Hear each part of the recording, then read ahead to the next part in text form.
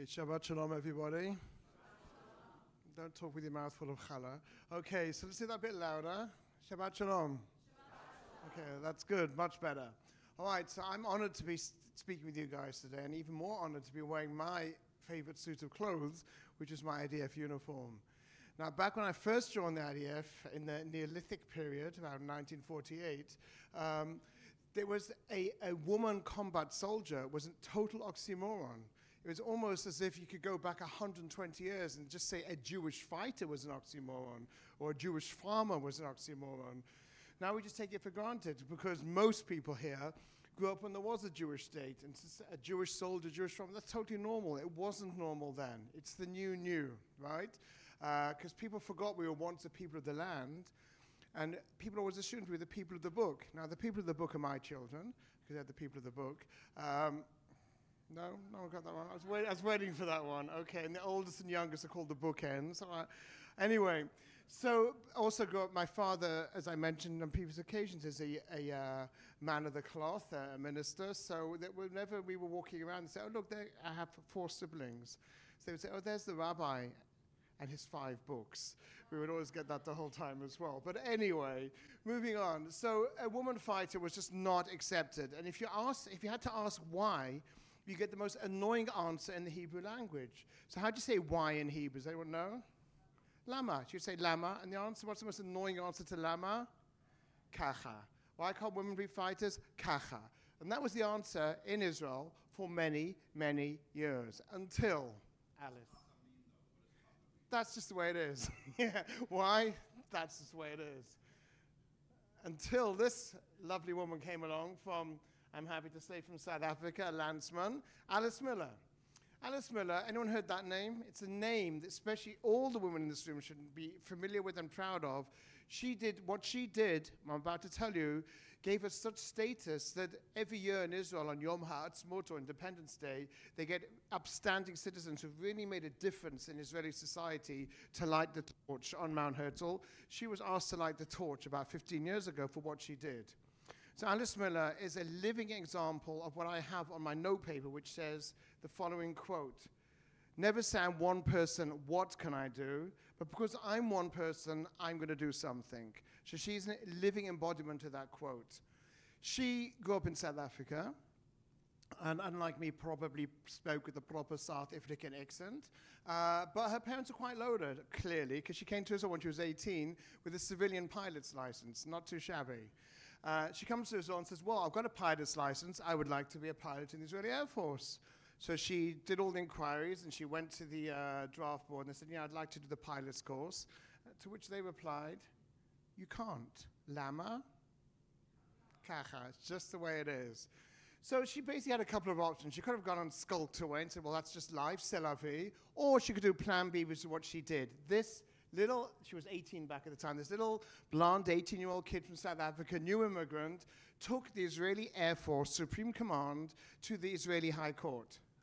And she said, she didn't say much, actually. She said one sentence. And I'm going to read you the sentence she said. It's quite important. So first of all, what does she do? Dramatic pause as I open up for chapter 7. 1 second. I have to give you the quote here. I got it. So, first of all, she checked Israel's constitution, and what did she find? That Israel doesn't have a constitution. That was a trick question, kids. All right, so unfortunately, one of the reasons Israel's in such a mess right now is we actually don't have a constitution. It's a real problem, in case you're wondering about the total political mayhem in Israel right now. It's because every year they add another law in which one day will be a constitution. Meanwhile, 17 years later, it's still not being constitutionalized, which is why there's a bit of blurring between checks and balances in Israel's constitution. Anyway, so she didn't find anything in the Constitution because it's non-existent. So instead, she took up Israel's most important document. What's the most important founding document for the state of Israel? That's if you're more observant, yes. But if you're a Zionist, what's the most important Zionist? Let me clarify that document. The Declaration of Independence, right? Megillat HaAtzmaut, right? And all she did is read one sentence from it. This is what she read. The state of Israel will be based on freedom justice, and peace as envisioned by the prophets of Israel. It's a bit of a run-on sentence, semicolon. It will ensure complete equality of social and political rights to all its inhabitants, irrespective of religion, race, or sex. Full stop. That's all she read. And what, because she probably didn't have much more Hebrew than that anyway. I mean, she just come from South Africa. So she probably had to rehearse that one as well. But why, that was the end of it. Once she read that, the Supreme Court said, you know what, you're right. We'll take women to the pilot's course, which has never been done until then, on one condition. If you want equality, what's the condition?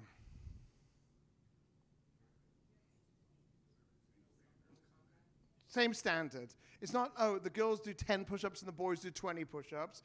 We'll let you in, and we'll let girls in on one condition. It's the same course for everybody, and the best person finishes, right? We're not having separate courses. That's not equal if you have separate courses with different physical or different mental requests.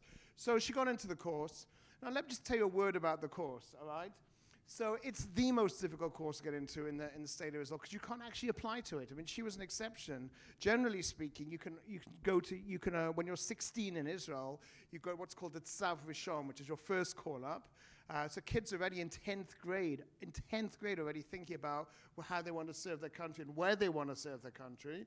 And they're called up for various tests, psychological tests, medical tests, all sorts of things. And they start thinking, some kids, especially the ones who have really high ambitions, are already planning this even before that. I have a nephew who's now 18. Since he's 14, he's been going to the gym, he's been swimming, he's been getting swimming coaches because he wants to go to the Naval SEALs in Israel. It's called the Shayet Shlosh Esrei. He's been working on this for 4 years solid, right? And he's built like a horse. He swims 5 kilometers a day because kids obsess about this the same way that American or diaspora kids obsess about college. Kids in Israel who want to go to good units, they don't just think about it when they're 18. It's a process that's already started way before. So when they're 16, you get called up for your first interviews. And you could apply for any unit except for to be a combat pilot in the Air Force. There's even a special application just for the Sayarot, which are the elite reconnaissance units. The Air Force works differently. They look at everyone's high school records, and if they find a kid who's got amazing academic skills, who's a jock, who's also a nerd, who's also popular socially, in other words, someone who would make you absolutely want to barf, right? One of these like perfect kids. They will send out an invitation to try out for the course. Now, it's called in Hebrew zimun l'tais, like an invitation for the pilot's course. Just because you get the invitation, it does not mean you can start getting aviator glasses and walking around with cool background music and leather jackets. No, it means you got an invitation to try out for the course. The chance of you actually finishing it are slim to none. Only 3% of people who start this very prestigious course finish it. 3%, right? And then one of the reasons why is this stuff, right? It's very expensive, not just the training, but the equipment. Let's look at the F-35. That's Israel's latest stealth fighter jet. Anyone know how much it costs from the United States before Israel's even tampered with electronics and computer systems inside the cockpit? Now, fresh off the boat, you want to order an F-35? What's the price tag? Take a guess. For $50 million, you can get half a plane, right? It's $100 million for an F-35. And you know what Israel does when it gets it? It strips out the entire cockpit and puts all Israeli electronics and computer systems inside it. They even have smart helmets where the pilots don't even need to look at the controls. They can do everything with their pupils.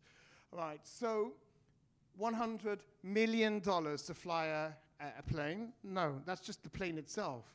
Now, in case you guys think the petrol or gas is expensive, in Hebrew, there's something called the Shat Tisa. 1 hour flying time. Take a guess how much it costs to fly one of those planes for an hour. $14,000 an hour. Right, so you do not want some idiot flying you a $100 million warplane who doesn't know how to reverse park, right? So you only get the best of the best of the best. It's a 3-year training course, but if you do finish it, if you're those 3% who finish it, and they can kick you out a week before the end. You never know when they kick you out. Till you finished it, you haven't finished it, basically. I was on a kibbutz with someone as a lone soldier, and this poor guy was kicked out 2 months before the end. Can you imagine that? You can see the finish line, and sorry, just not quite good enough, right? It sucks, but that's the way it is. Also, if you get to be a combat pilot, you have to sign on for another 7 years. You're giving 10 years of your life. That's a decade of your life. They're not going to invest $3 million. That's how much the training costs. and then you'd fly for a year, and they're like, okay, bye, I'm going on vacation. No, you're in there for 10 solid years. If you want to stay on the reserves, you have to fly every single week, once a week, all right? So it's a big ask, but it's also a big honor. Now, you do get a degree in aeronautical engineering, which the military pay for. And believe me, when you finish this, your 10 years, you've got people lining up to sign you up to work for them. Because anyone who can do this kind of training and this kind of stamina and brilliance, people want you to work for them. So, well, I might tell you all of this background information. It's going to tell you just how difficult it is. So again, when I was back in the military, back in my initial service, there was an expression which is very chauvinistic, but unfortunately it sums up Israeli society at the time. And it was hatovim letais, v'tovot letayasim, which basically means the good guys go to become pilots and the good girls go to the pilots, right? So that was the expression. I mean, that's how chauvinistic Israeli society was. Some of you might remember Israel's president, Ezer Weizmann. So Ezer Weizmann was also the chief of the Air Force back in Israel's 1967 war, the Six-Day War, which should actually be called the 3-hour war, because the Israeli Air Force gained total aerial supremacy in the first 3 hours of that war. And when he was asked whether girls could fly, his response, again, reflecting society, was, Meidelach shouldn't be flying planes, right? So that was the attitude. Along comes Alice Miller, absolutely shatters the glass ceiling by reading one sentence of the Declaration of Independence, right? So here's the next question. She gets in the course. Does she finish? You guys have seen way too many Disney films. No, she doesn't. But what she does do is she opens the door, which had never been opened before, right? 3% finish. She wasn't among those 3%. She ends up in the Air Force. As you can see, she's wearing an Air Force uniform, but she doesn't have the pilot's wings. These are paratrooper wings. So she does end up in the Air Force, but not as a pilot, but she opens up the door. Now, the first person who finished is an absolutely fascinating woman. And we're going to start with her, a clip showing you her in a minute, but also to take a step back. Sometimes you need to take one step back and 2 steps forward. The first person who finished, her name is Ronit Zuckerman. Now, why do I stress the name Zuckerman? Because anyone who studied anything about the Warsaw Ghetto Revolt might be familiar with that name. Not quite, no. Some might be familiar with that name. And the name of Antek Zuckerman. Anyone heard that name, Antek Zuckerman? So Antek Zuckerman was one of the few Warsaw Ghetto Revolt fighters who actually managed to survive by escaping through the sewers right at the very, very end, along with his partner, later to be wife, called Tuvia Lubetkin.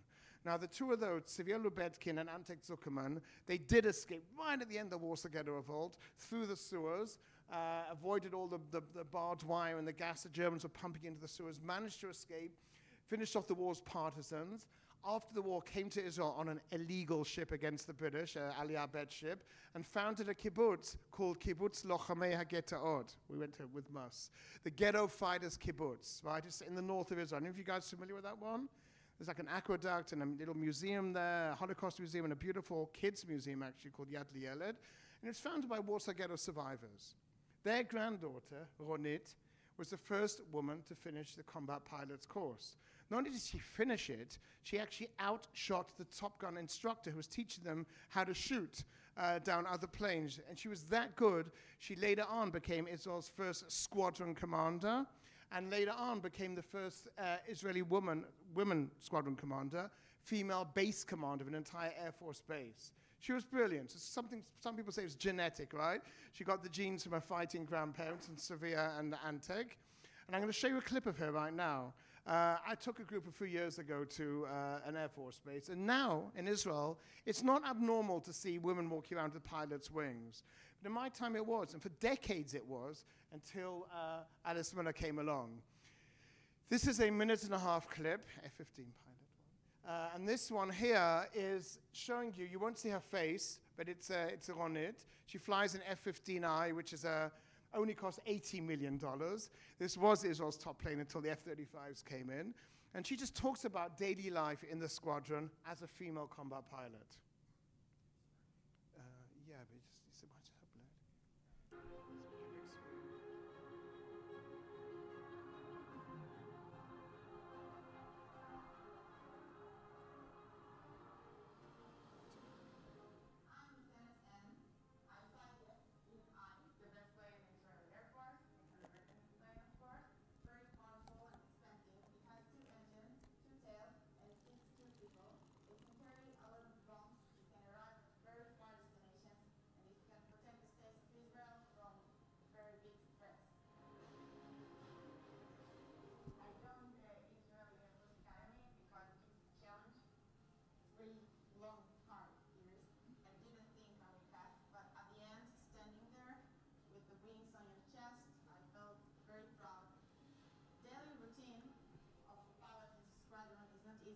you have to be ready 24/7 for every mission.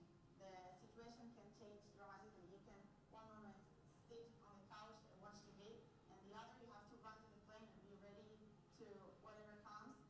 And in the Air Force, we feel responsible for the safety of the people in their homes. The Israeli Air Force treats equally women and men. In the squadron, we are doing the same thing, the same job. I'm proud of being here. I'm proud of flying the F-15I in very complicated missions. And the people of Israel can sleep good at night knowing that this squadron exists.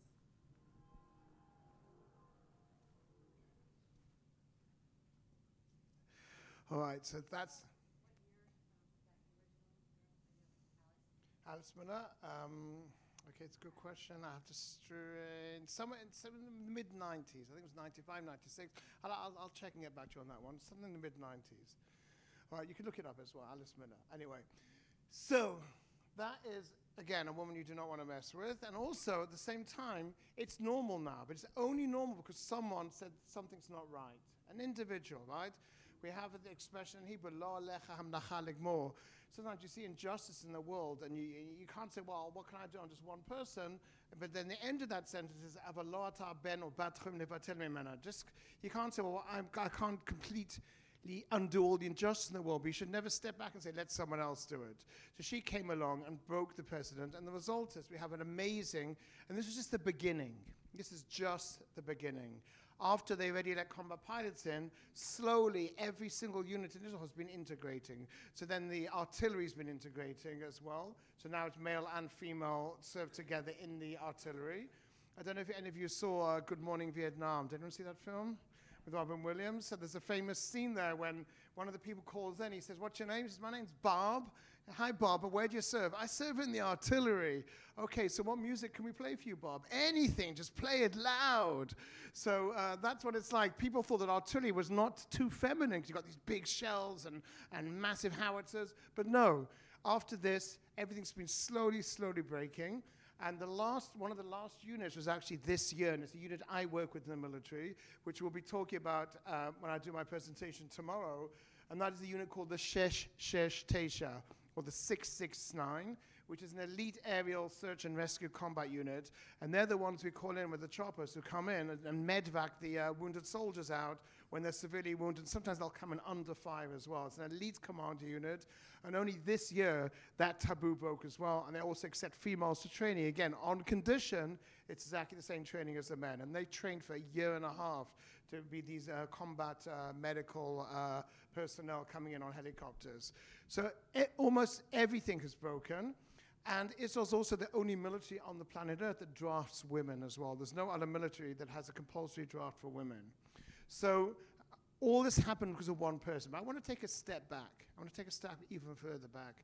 I did mention World War II and the Shoah, and I mentioned Tuvia and the Warsaw Ghetto. And again, the fighters in the Warsaw Ghetto, they belong to a socialist Zionist movement. It's obviously not surprising that men and women were treated equally, because that is socialism in the essence. I want to talk about someone else. I want to talk about someone who grew up in the 1920s, who many people consider to be the first example of a fighting female for the nascent Jewish state. The state hadn't yet quite come about when it was still known as the British Mandate to Palestine. And this is a young woman who came from the same country as my grandmother, from Hungary, and name many of you will be familiar with, of Hannah Senesh. Now, I want to tell you why Hannah Senesh, even more than 100 years after her birth, she was born in 1921, is still an example, not just for female fighters, but for the IDF and youth in general in Israel, the fighting spirit. Now, she grew up in Hungary, as I mentioned, in Budapest, on the Pest side, extremely secular. She grew up without, let's have a picture of Hannah. She grew up without too much knowledge of Judaism. They were so secular that she didn't even go to shul on Yom Kippur. I mean, that's usually the minimum requirement. Nothing. Hungarian first and Jewish very much third. Wasn't really much to do with her. And the first time she encountered her Judaism was in a negative way. This is a sketch I drew of Hannah Senesh. It was a very, very negative way. And that way was in school when she was 16 years old. She was a very popular girl. Her late father had been a famous Hungarian writer, Bela Senesh, who unfortunately died when she was young. And she went to a top Protestant school in Budapest. Little did she know, she only found this out later, her mother had to pay 3 times the price because she was Jewish to get in there, even though she was Jewish, right? You know, you can be Christian and you can be Muslim, you can be Jewish. She was definitely more the ish than the Jew. She was a very popular girl. She'd never dated a Jew in her life. She didn't even socialize with Jews. She was a top scholar. By this age, at 16, she already spoke 4 languages. In addition to Hungarian, she also spoke English, French, and German as well. Unbelievably bright woman, wrote poetry like her late father. And she was so popular, when she was 16, she was elected to be the class president, all right? Let's get another picture of her. She was elected to be the class president. I don't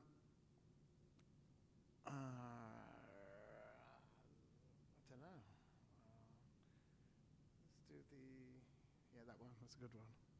What it's called. And she was elected to be the class president. Now, what happened is she won by a landslide, and the teacher came up to her and said, "I'm very sorry. This is her in a fancy dress party in high school," which is kind of like foreshadowing what she would eventually become. So when she was like 17. And the teacher pulled her aside and said, "You know, you've been elected to be the class president, but unfortunately, I can't let you have that role." And she said, "Why not?" She said, "Well, because you're a Jew." And for the first time in her life, Hannah Senesh was hit by the fact that being Jewish was stopping her doing something, in this case, being the class president, right? Now, it was an honor, and she had 3 options. What were the options she had? What were her 3 options she had at that time in her life? Yeah, if you can't beat them, join them. And that definitely was a huge option. In interwar years, the conversion rates in Germany and Hungary were unbelievable. Gustav Mahler, for example, in Austria. I'm sorry, you can't be the head of the Philharmonic in Vienna because you're Jewish. Oh, that's no worries. Convert to Christianity. He's the head of the Philharmonic, right? The famous Gustav Mahler, the composer. And many Jews did that. Many Jews felt much more German or Hungarian than they felt Jewish, right? We're German or we're Hungarian of the Mosaic persuasion. And conversion wasn't as crazy as it sounded. Many people did convert. When I say many, some estimates are going like 40 to 50% of Jews just converted, right? They didn't feel that strongly about being Jewish, and they felt more nationalistic about the country they lived in. And if that's going to be a hindrance, I'll just join the other team, all right? So you had conversion. What was another option? You had 3 options. Leave. Okay, we'll get on to that. That eventually she does that in an unusual way. And the other option is just to say, c'est la vie, that's life, you know, sucks, you're Jewish, you can't be the class president, right? She took a 3rd option, was, wait a second, I've just been told I can't do something because I'm Jewish. I don't even know what that means. I don't even know what being Jewish means. So she spent a year with a private tutor and studied Judaism. And she wrote about this in her diary. She'd been keeping a diary since she was a young girl. And she wrote about the lessons and everything she was learning. She taught herself Hebrew in a year. So no excuses for any of you guys, right? And by the time she was 17, she was proficient enough in Hebrew that she could read and write and speak Hebrew. Before she even went to Israel, before she left, she already spoke and read and write Hebrew in a year from nothing, right? So I don't hear any excuses from anybody. It always amazes me how kids go to Jewish day school for 12 years, can barely put a sentence together. And here's Hannah Senesh, who basically in a year said, this is going to be the keystone of my identity, is the language, and taught herself from scratch.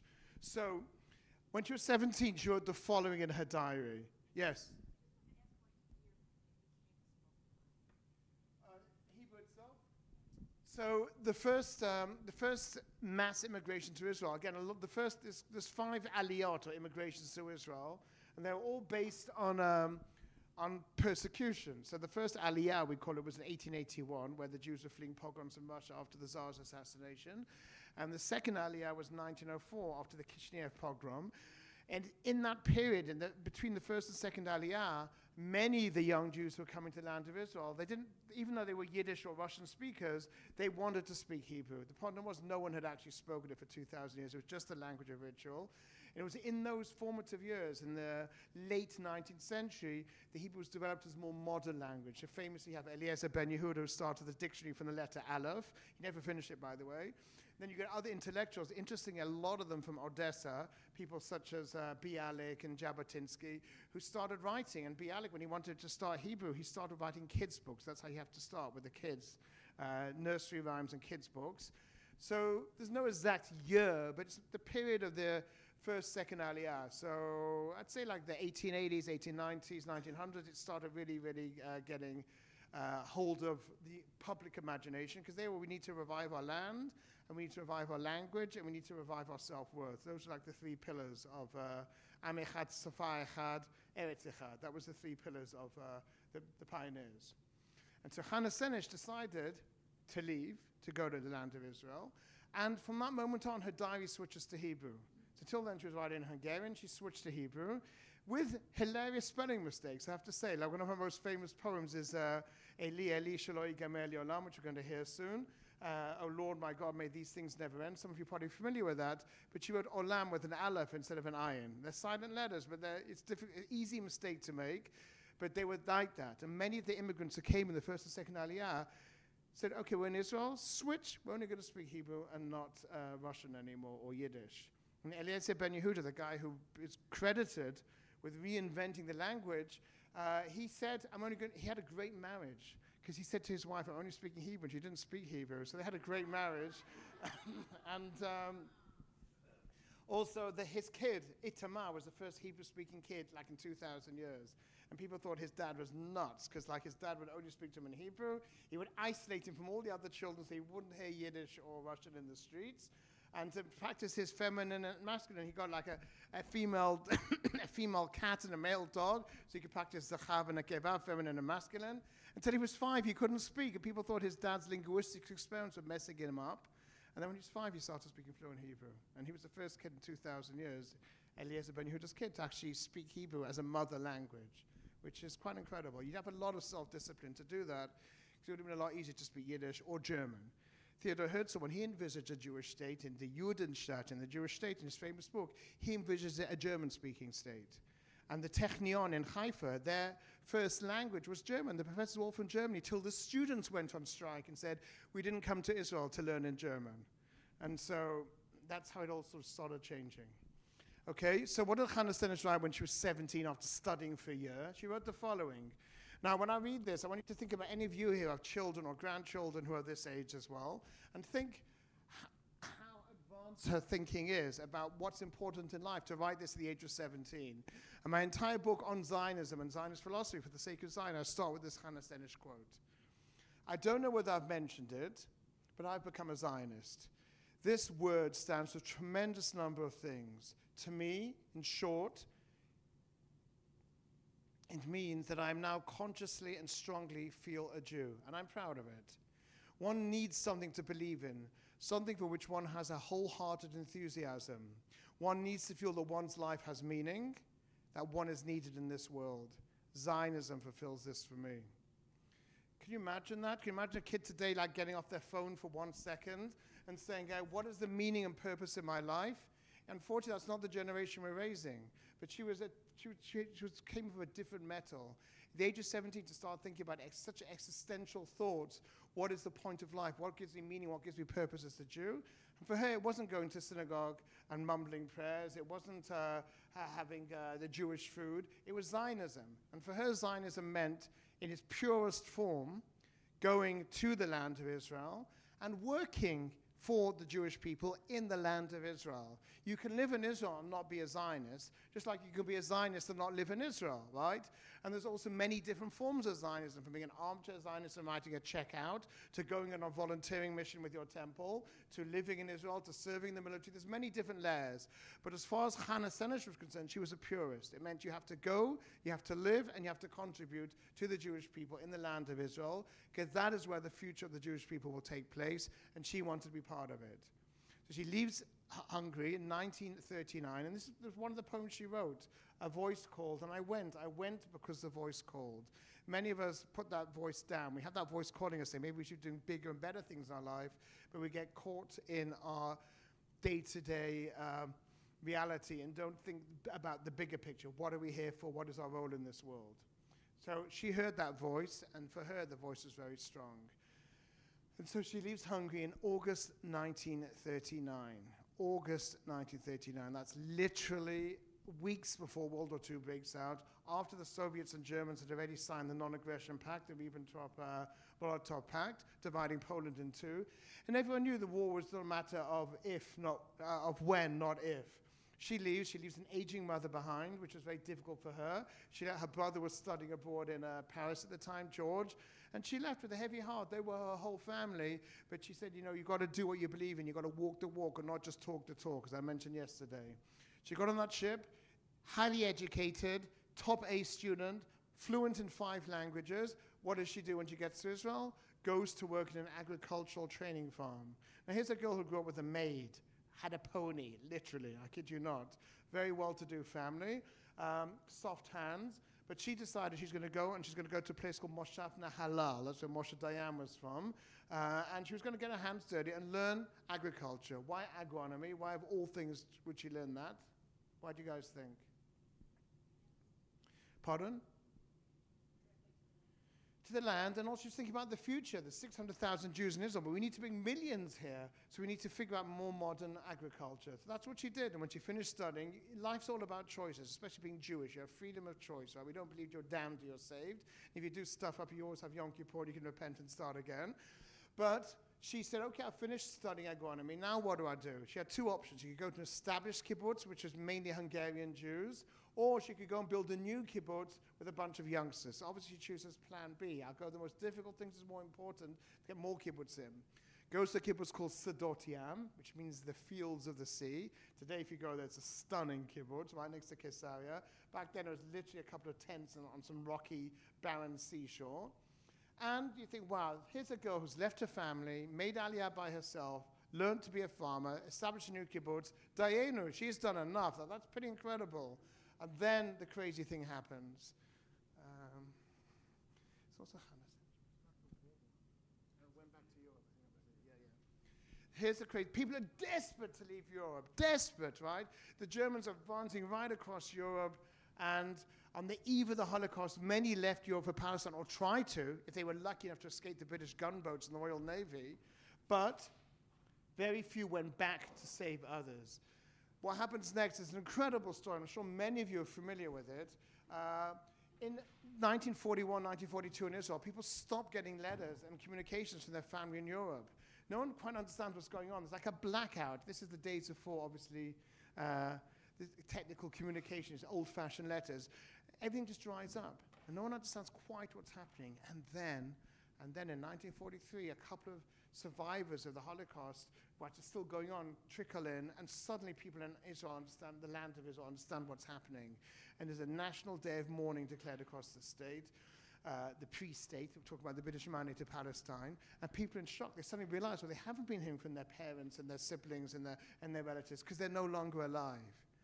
And this is whilst the Shoah is still going on, whilst the New York Times is putting it on page 10 at the bottom, people in Israel realize, wow, on the one hand, we're lucky because we managed to escape beforehand. On the other hand, our families have been killed. What can we do? So this is her moment of choice and her moment of glory. Sometimes it doesn't matter how you live, it also matters how you die. We talked about that the other day. There's some things worth living for, there's some things worth dying for. Some people live long, useless, meaningless lives, and some people live short lives packed with meaning and packed with purpose and inspire the next generation. And part of our legacy, what we leave behind, obviously one is our children, our Yiladim. Another one is Masha Miatzim, what we create, if we create art or poetry or writing. And the most important one, in my opinion, again, you can agree or disagree, is we've got Yiladim, Masha Miatzim, and Ma'asim Tovim.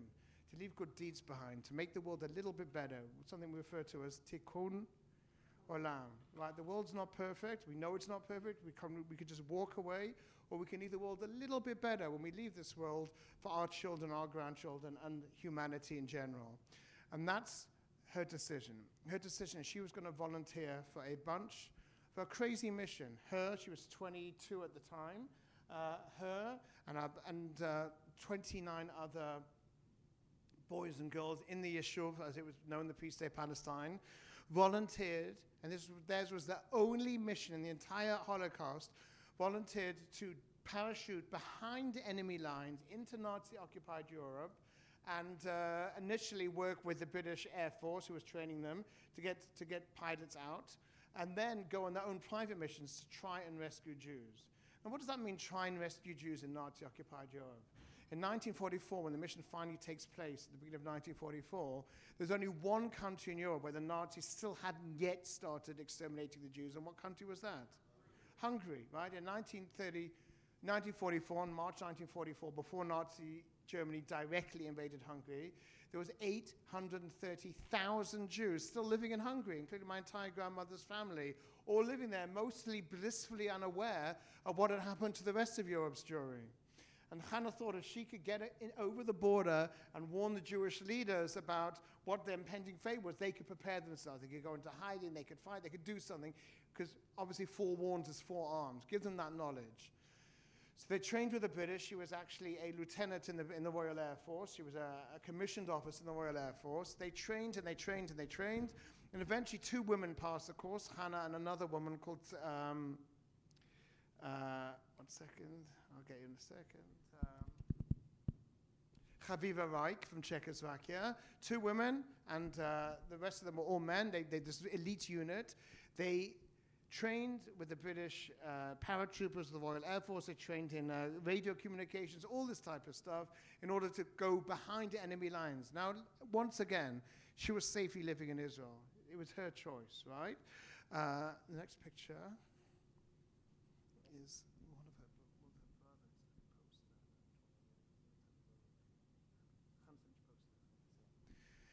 The next picture is Hannah in uniform, but this guy next to her, believe it or not, is her brother George.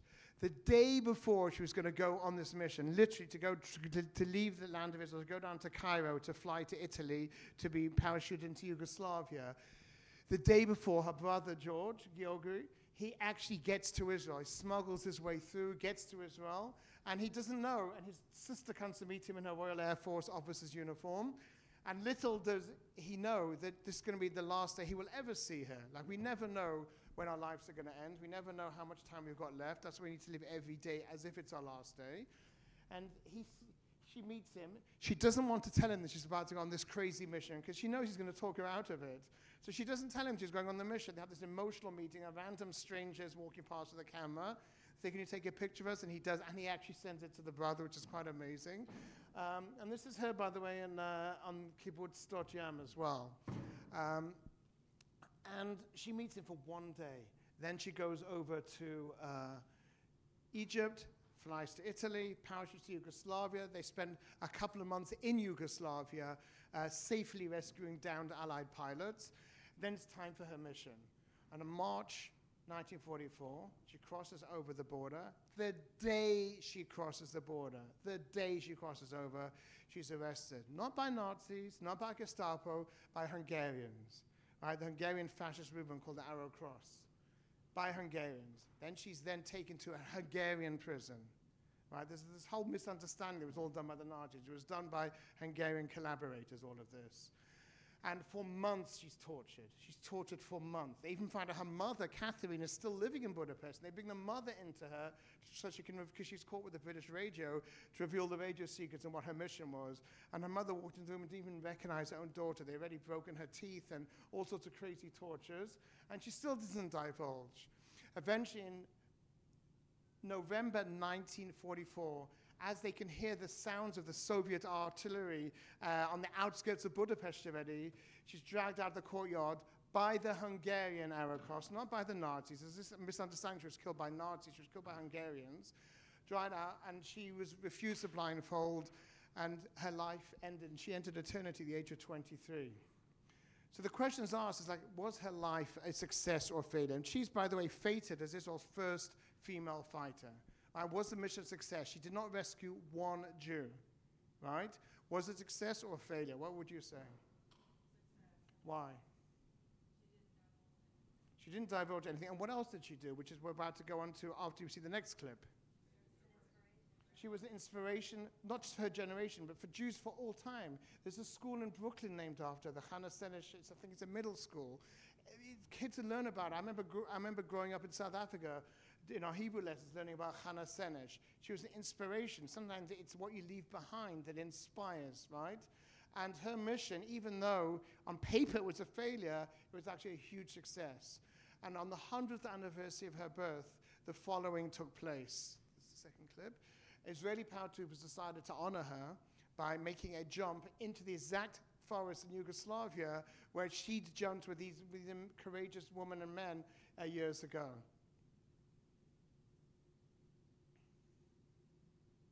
Sand, water splash. I have to start again with the sound. Flash. Just want to start again with sound here. Go, may there be no end. To sea, to sand, water splash, lightning's flash. The prayer of man.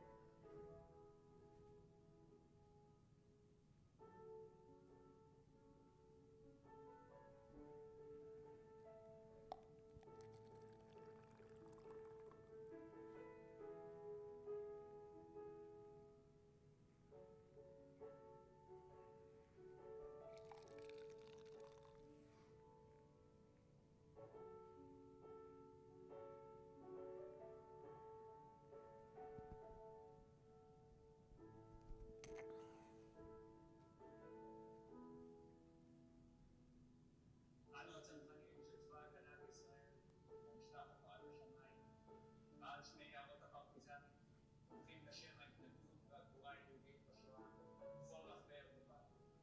בעקבות 37 צנחני תחנות היישוב היהודי, באוסטריה, במלחמת העולם השנייה.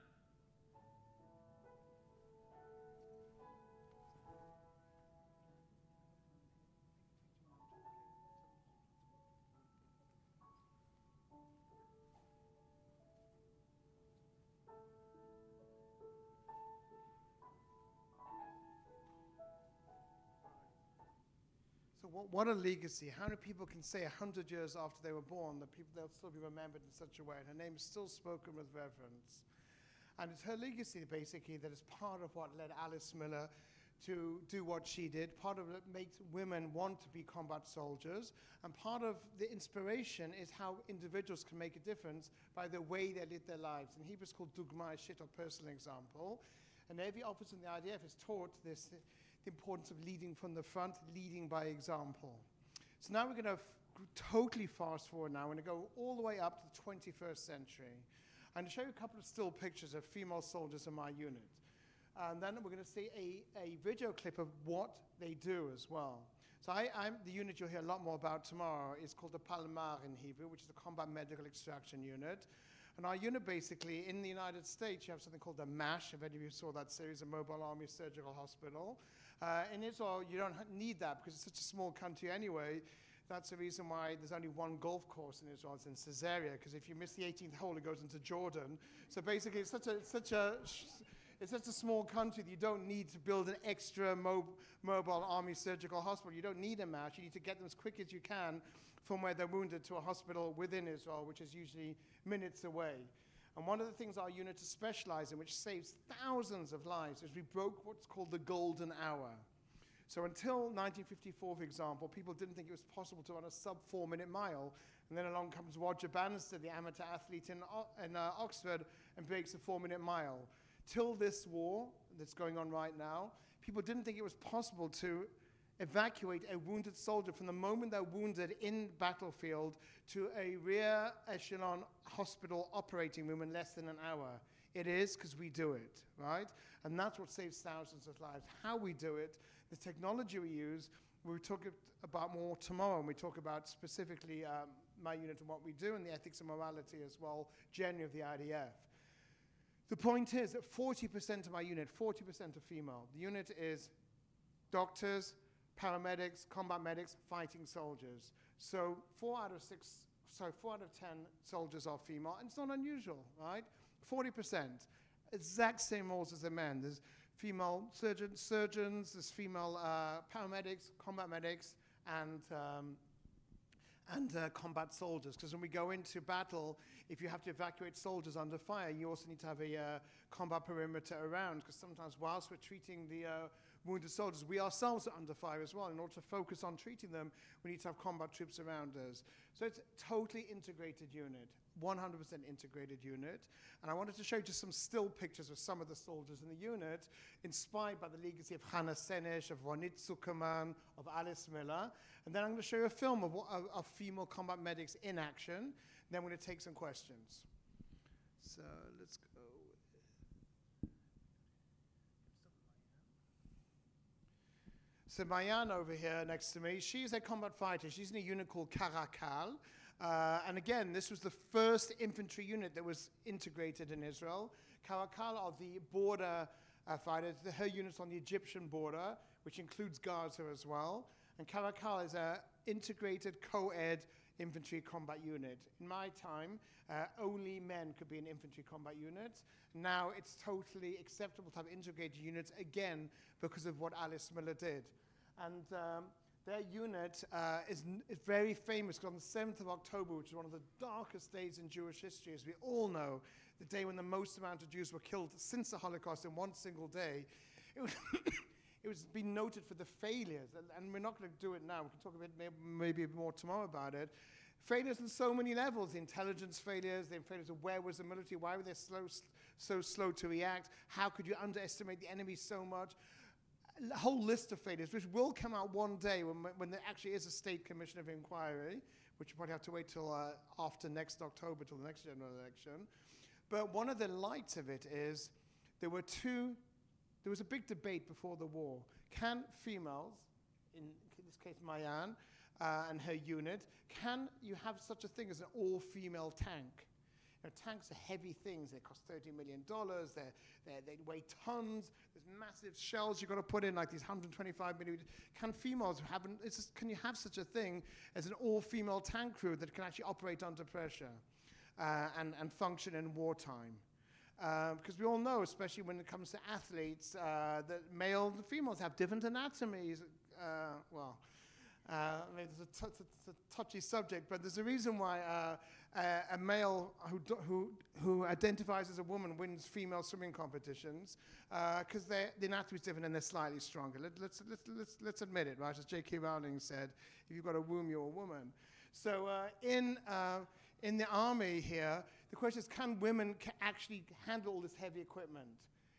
Now, on a day of failures, there was 2 beacons of light, and those 2 beacons of light were the 2 all-female tank crews that belonged to Mayan's unit in the Karakal, who were way down in the border with Egypt. They literally, these girls rushed into their tank, drove on the tarmac road all the way up to the border. There was 37 different breakthroughs on the Gaza border fence. We can talk more about that tomorrow. The only one that was successfully plugged was one of the tanks went in, they plugged it, and they fired at all the terrorists coming through to stop them coming through. They were literally crawling on their tank, and they were throwing grenades to get them off their tank. They fought for 18 hours. In the middle of all this combat, and this is also a very brave story as well, they were rearmed and refueled in the middle as well under fire, and they fought straight for 18 hours and blocked that border fence. It was the only one of the 37 crossings that was stopped. So they probably, by doing that, saved countless more lives as well. The other tank went on to Kibbutz Kisufim, which had already been invaded by the Hamas terrorists and their thousands of innocent helpers. And they literally, there's a video of it breaking through the main gate. The tank just literally crushed this gate, went in, and managed to destroy the Hamas mass that was inside and hold them for a long time until reinforcements came, and thereby saved an entire kibbutz from kidnapping and being murdered. 2 tanks, all-female tank crews from Mayan's unit. So there goes that thing. That was the end of the discussion afterwards. Yes, they can, and yes, they're better. Okay. Let's go to Marlene. So Marlene, who I'm talking to over here, she's a combat paramedic, trilingual, English, Russian, and Hebrew. I don't know whether you guys know this, but if you don't speak Hebrew in Israel, you can get by if you're a Russian or an English speaker. 1 out of 5 Israelis, their mother language is Russian. Right? Does anyone here speak Russian as a mother language, or speak anyone? If you do, you'd have absolutely no problem at all in Israel, especially because all the secretaries speak Russian. So if you want to get anything done, you've got to speak Russian to the secretary, and you've got it all sorted out. And my unit, I'd say at least 20% of them speak Russian, which is normal as a mother language. That's the national average. And they're always chatting in Russian, but whenever we walk past, they switch to Hebrew. So I always wonder what they're doing. They're planning the next revolution. We never know what's going on because they just switch. But they do play a mean game of chess, that much I can tell you. They do play a mean game of chess, that much I can tell you. So this is Marlene, combat paramedic, and about Marlene's comrades, we're going to see a film of what these paramedics do. And it's sometimes the truth is more, you couldn't even make this stuff up, the kind of pressure they have to act in under fire. And we're going to see a film about Marlene and three of her comrades momentarily. I'll just quickly show you one more of the soldiers in our unit.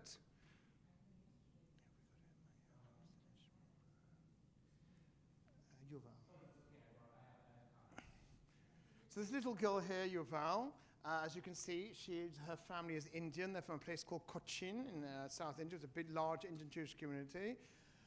I remember when I first made Aliyah and we had an Indian Jew in our unit, and they all have biblical names, by the way. You never see the modern Israeli names. They all have names that come from the Bible as part of their tradition. And they've been in India for 2,000 years. They were literally since the destruction of the Second Temple. They have their own traditions. They're not Ashkenazi, they're not Sephardi. They call themselves B'nai Yisrael. That's what they call themselves, their own customs. One of the interesting customs, which would interest you guys, is they have two bimas in the shul. So even though they classify themselves as traditional Orthodox, the first half of the Shabbat service they do downstairs, the men's section, and the second half, the Torah reading and Musaf, they do upstairs, the women's section, so everybody will feel that they're equal and no one's better than anyone else. That's their own tradition. They're the only Orthodox denomination in Judaism that actually have those two bimas and separate their service in two. So her family, again, is from India. When I first made Aliyah and I was in the regular army, we had this Indian guy, and I couldn't believe it, because I grew up in South Africa with the largest Indian community outside of India. That's where Mahatma Gandhi started his whole career in Natal, where I lived. And I remember going to this guy's house, and his mother opens the door in a sari, and then we eat Indian food, but they're Jewish. Like, I couldn't wrap my head around it, but that's it all for you. And in my particular unit, we have everyone. We have Ethiopians, we have Indians, we have Russian Orthodox Christians, we have Druze soldiers. It really is the melting pot of the army. And Yuval is what's called a chogedet, which basically means she is the medic in charge of all the other medics. So when we have when we have to triage and there's a mass casualty event, you can't all run around like chickens with our heads on. You need somebody to organize it. So she's the one who organizes these events. I mean, you just see her now sitting by the ambulance, but when we have all our gear on, we're wearing like 50 pounds of gear. Everyone's geared up, and she goes in and she puts order into the chaos. And sometimes it's crazy scenes. It's difficult even to describe to you what it's like, where it's like about literally about 1% boredom, 99% adrenaline poisoning, just waiting for things to happen. And when you get there, it's very, very dynamic. You know, there could be a lot of things happening at the same time, which I'll talk about more tomorrow when I talk more about the work of the unit. And she's the one who puts order into the chaos. Pretty amazing. So all these females are in my unit. And what do they actually do, these female combat paramedics? Now I'm going to show you a clip taken from Gaza. There's actual footage. There's 4 of them. They're speaking Hebrew, but there's English subtitles, so they're pretty big, so you should be able to read them. And you see the work that they do. Now, again, this film would not have been possible without Hannah Senesh as the example, inspiration, without Alice Miller making it legal as well. Now it's normal. Again, there's no separate training for males and female paramedics, just like there's no separate training for male and female combat pilots. But these paramedics, they trained for a year and a half, right? A year and a half to deal with any kind of situation whatsoever. We're now going to hear from their mouths exactly what happens when they go into Gaza. And after this, we're going to take Q&A. מה שאנחנו עושים זה בעצם התפקיד פרמדיק הוא חילוץ פצועים תחת אש ובאמת מענה טיפולי מלא. נכנסנו לאיזושהי כוננות מוגברת גם במוכנות שלנו, אם זה לבדוק קיטבגים מחדש ובאמת לבדוק מרפאה שברגע שמקפיצים אותנו, אז באמת יש מוכנות של כמה שניות. פשוט באו אליהם ואמרו לי, נועם, נכנסת חוליה פיקודית, תהיי מוכנה, נכנסת מחר. בעצם שם הייתה הכניסה. אז הייתה התרגשות, היו הרבה הכנות. פשוט נכנסנו, כאילו, זה משהו שהוא מאוד מוזר.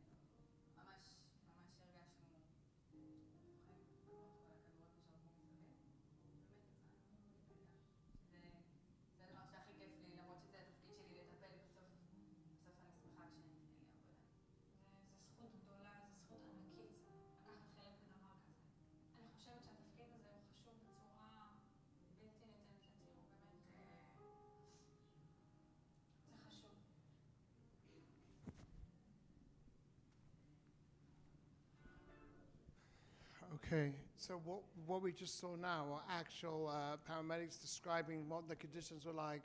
And these are the heroes of the Jewish people. We wouldn't have a Jewish state if people just said, well, you know what, we're just going to just chill and someone will give us a Jewish state on a silver platter. We got the Jewish state because of young women who we just seen over here, and the men and women who fight. That's why we have a state. No one said, you poor Jews, you've just been through a Holocaust, just been through so much suffering, take a plate. We got a plate because we stand up and we fight for it. And I wanted to finish with a poem, and then we're going to take some Q&A if you want to ask any questions. And the poem's actually called The Silver Platter, and it was written by a poet called Natan Alterman. He's on the 100 shekel note. Israel's probably the only country I know of that features poets on its banknotes, 2 men and 2 women, also equality there as well. And his whole poem was based on a quote from Chaim Weizmann, Israel's first president, who said, Lo kibalnu et hamedina al magash shel kesef, which literally means no one gave us a state on a silver platter. And he describes a moment where after the War of Independence is over, the following happens. So the land grows still. Red fades in the sky over smoking borders. Heart sick but breathing, the people greet the miracle that has no parallel. Beneath the moon they stand and wait, facing the dawn in awe and joy. Then slowly, towards the waiting throng, 2 step forth, a girl and a boy. Clad for work and for war, heavy shod and still, up the winding path they make their way. Their clothes unchanged, still soiled with grime of the battlefield night and the toilsome day. Weary past telling, strangers to sleep, mute they approach. Are they the living or the dead? Who knows as they stand unmoving there? Tear-stained and wondering, the people asked, who are you? Softly replied the 2, we are the silver platter on which the Jewish state is handed to you. In shadow they fall when their tale is told. Let the rest in Israel's chronicles unfold. And that's what we owe our state to. We owe our state to these young boys and girls who, when they finish high school, they don't go to college. They don't think me, I. They stop their lives for 2, 3, 4, 5, sometimes 10 years and say, what is good for our people? What is good for our country? The selflessness, the heroism, is we thought this was the lost generation before this war. They were just like their diaspora counterparts with their iPhones and their computers and their TikTok generation. Yet when this war started, they stepped up to the plate. These young men and women stepped up to the plate, and they are the future of the Jewish people, right? They are the people who really embody what we talked about yesterday, the lech lecha, that spirit of if you believe in something, you can't just talk the talk. You literally need to walk the walk. So what I hope is the stories of these young women have inspired you and inspired you to understand that when it says, let the rest of Israel's chronicles unfold, the end of that poem, that's what we do with our lives, how we support Israel. The best thing you can possibly do is to go to Israel yourselves, to go on a mission, show your support for the troops, show your support for our beleaguered country, and understand really that we're Am Echad B'Lev Echad. We are one people with one heart. Thank you very much.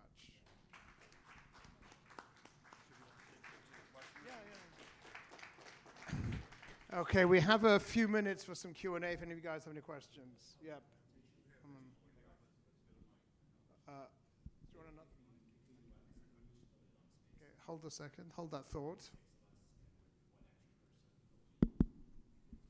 First, thanks for joining us this weekend. It's been very enlightening. Thank you for sponsoring me. Do you have any or many U.S. embedded troops working with you during the war? Or if you can even tell me that answer.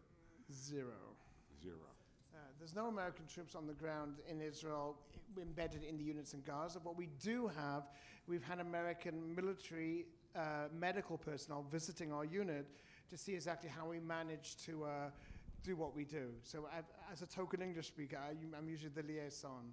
So we've definitely had people from the Medical Corps in the United States Army and from the Marine Corps coming to learn best practices from us, but they're not actually involved in the fighting. What is the highest rank achieved by a woman so far in Israel? There are women generals. I'm sorry. There have been women generals, not chief of staff, but there's been an alufa, which is actually a general, which is the first ever female general in history, basically, yeah. Hi, I'm Hello. excited to read your book. Is it for sale here? Yes, they are. We have a couple of my books. One is on Zionism, for the sake of Zion, which is about Zionist role models and heroes, men and women. And the other one is Jewish Journeys, which is about Jewish history. I have a few copies here, and the rabbi afterwards will be explaining how that works. At the end of the Scholar in Residence weekend, we'll send out videos and links for Tuvia's books, and if you want to hire him as a tour guide, if you're lucky enough to get him as a tour guide in Israel, we'll also give a link to his personal contacts. Okay. All right, coming around, I see Susan, I see Eric. Hi. Hi. I'm glad to see that overall, from what you've talked about, women are involved and accepted. How are situations handled when you have someone who is so chauvinistic and says this woman shouldn't be here, or if it or they've been raised with women don't do this in certain parts of Judaism? How is that handled in the community? Well, two ways. One of the biggest objections to all-female tank crews was coming from certain religious elements within the army, but they've been like this now since the all-female tank crews showed their mettle. That's A, they proved that everybody was wrong. And one thing which will come out of the Commission of Inquiry, unfortunately, and this is a negative thing, is, as we all know, most of the observers on the front line borders, they're called Tatzpatiniot, were all female. And they were telling their male commanders that there's stuff going down here for months before the war broke out. They were telling their male commanders, there's a lot of suspicious movements. They're practicing maneuvers. They're practicing taking out the cameras. They're practicing breaking through the fence. And they were just poo-pooed by their male commanders, saying, you know what? Your girls, you just look at the screen and let us do the work. This is our job. There's going to be a huge day of reckoning when we have that Commission of Inquiry. A huge day of reckoning, because they were right. And if you want to hear one more crazy story, there was a middle-ranking intelligence officer who in March, this is about half a year before October, basically predicted what Hamas was going to do. And she wrote it all out, and she said they're gonna go through multiple places in the fence. They're gonna attack these border bases. She really got the whole thing down, and they just put it underneath a pile of paper. So heads are definitely going to roll, but I think the current incumbent of the Prime Minister's office will have not to be there for those heads to roll. Because you do need a state commission for inquiry, and there was definitely still latent chauvinism in the military, for sure. Doctor, the battalion of women watching the border has been adopted by the FIDF chapter here. Amazing, amazing heroes. What is your thinking about the future, especially with the Abraham Accords and possibly that even expanding more? I think the Abraham Accords is actually, personally, I think it's based on history, I think that is going to be the great hope for a future in Gaza. With the destruction in World War II of Nazi Germany, there had to be 3 stages. Stage number 1 was utter physical destruction, and we all read about that, the firebombing of Dresden, the destruction of Berlin. Once they were physically, militarily destroyed, then you had to do re-education. We called it back then denazification. So I think to do de-Hamasification, to change the textbooks and change the whole way of thinking, which has been in power for 16 years already, like Nazism was in power for 13 years, has to be done not by Israel or by the United States. It has to be done by members who signed the Abraham Accords. In other words, more moderate Muslim Sunni countries such as the United Arab Emirates, Bahrain, maybe Saudi Arabia will get on board now that they themselves have defeated their own Wahhabism, which is an extremism. So I think that's critical before we do our version of the Marshall Plan and rebuild. So stage number 1 is militarily, you have to defeat the enemy. Then you have to re-educate, which I think where the Abraham Accords comes in, the participants who are signatories of that, and then rebuilding.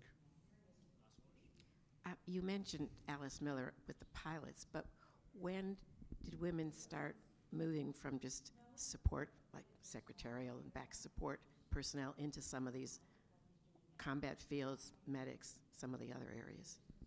After Alice Miller, there was a stage in the War of Independence, because it was so desperate, the War of Independence, but there's actually, people don't know this, a very interesting fact, there was actually a female pilot in the War of Independence, but it was a one-off, right? People kind of forgot about her. And there was also women fighters in the War of Independence. There was also teenagers fighting. If you go to the Mount Herzl, some of the ages on the graves from 1948 are shocking to see, 14, 15, because they were desperate times. So after the War of Independence, females were no longer in combat roles until the Alice Miller court case. And not only did she break for the Air Force, that's when they slowly started integrating units within the infantry, within artillery, and even now, this year, special forces as well, allowing women in as well. So it's right across the spectrum.